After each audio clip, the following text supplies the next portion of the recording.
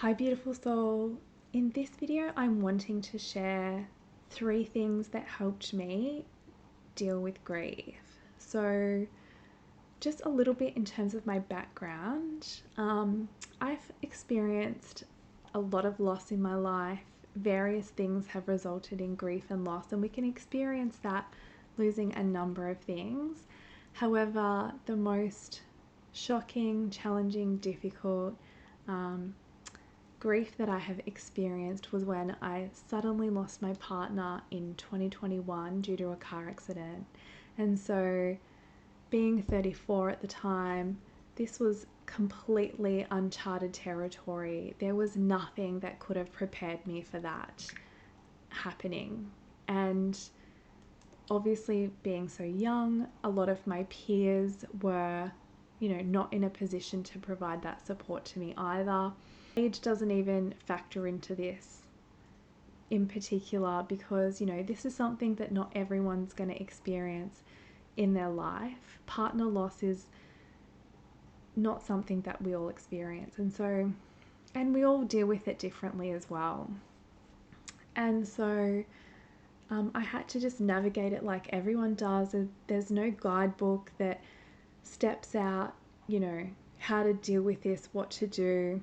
I think in Western society, we do not help people who are grieving from partner loss. We have this pressure to, get on with it, move forward, get back to work. I don't think enough time or grace is allowed in terms of that healing process. I think a lot of Eastern cultures have processes around this. They have, steps and processes and things to do and not to do and time frames, which I think is actually helpful guidance because, we're not told how to navigate this, and it is a case of trial and error.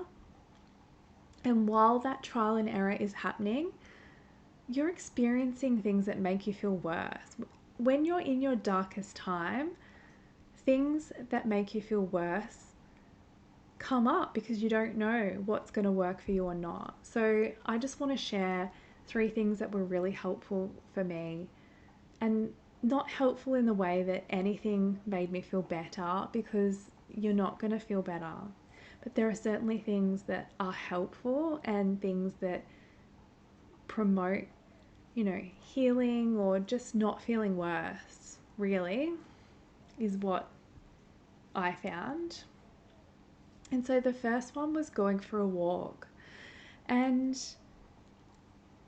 in really, really early stage grief, I had friends that would come over and walk my dog, and that was really helpful because I could not get out of bed, to be honest, for a while, for months probably, maybe 6 weeks, 8 weeks, something like that.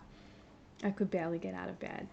And so after that point, I found that going for a walk with my dog, which was a slow walk, no pressure in terms of distance or pace or anything like that, just a slow walk in nature, with the intention of mindfulness. So looking at the details of the plants and the trees around me, looking at the leaves, really being in that moment and taking in the things that I could see around me, using my senses to kind of ground in the moment, I found to be helpful in the sense that mindfulness staves off those feelings of depression, and being in the moment is really helpful for that. And so this is what my intention was for my walk, and they would be like 20 minutes sometimes,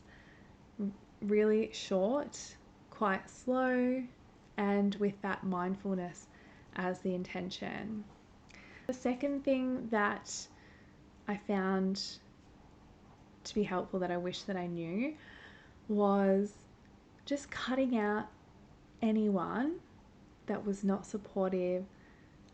It's really sad to know that in your deepest grief, people who just have no understanding of what you're going through are going to say just the most horrible things, are going to put pressure on you. Like, I found my best friend within a number of days after losing my partner was pressuring me to look after my pets and why was I neglecting them when I had a house full of people. There were a number of friends staying with me, and some of those were actually helping and being helpful and looking after my animals and taking them for walks and feeding them and making sure they had water.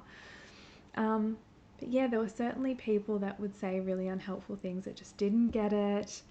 And I found that reducing contact with those people, actually for me, it was cutting people out completely.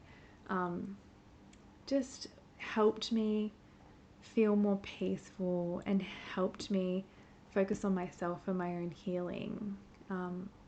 And yeah, I gave myself compassion where some of those people didn't give it to me.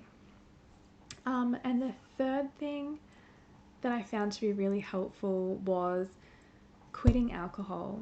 So, grief is such a life shattering experience that things, emotions, stress, like it's all just heightened. You're just not yourself. You feel really ungrounded. And I found that drinking alcohol, and a lot of it was associated with my partner and, being with our friends who we shared together and just processing that grief together with alcohol. But I found that to be extremely unhelpful because that anxiety would be there the following day and I would just feel 100 times worse. So for me, cutting out alcohol altogether and replacing that with going to a yoga class or something like that, I found to be really helpful. So if you're experiencing grief, I would really encourage you to reach out and get the support that you need from a professional if that's available to you. So in Australia, there was free grief counselling, which I did make the most of. I did use that service, and also I got a psychologist to help me kind of process that. And I had, I was fortunate to have family and friends around to help out. But, if that's not available to you, that's really unfortunate, and I really feel for you. And all you can do is really look after yourself the best that you can. And I'm sending you lots of love.